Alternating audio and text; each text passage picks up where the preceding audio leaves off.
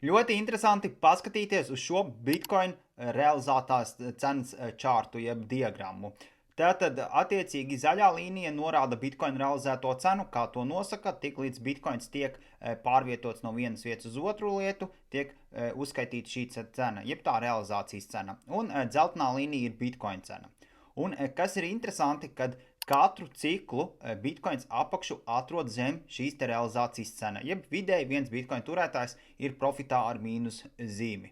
Tas notika 13. gadā, tas notika arī 17. gadā, 21. gadā, un attiecīgi šobrīd mēs esam tuvu šai te līnijai, un kā jau arī iepriekšējos video vairāk kārt biju minējis to, kad es sagaidu to, ka Bitcoins būs šajā ciklā vēl atradīs zemāko apakšu, un mēs esam pie šīs līnijas. Līdz ar to mēs potenciāli, ja ņemam vērā visu vēsturi un ka vēsture atkārtojās, tad esam tuvu apakšai. Un gada beigas jau var būt to, ka jau būsim atraduši apakšu un jau lēnām virzīsimies uz augšu. Ierakst komentārā, ko tu par to domā, un ja tev interesē kripto, ieskaties mana profila aprakstlinkā.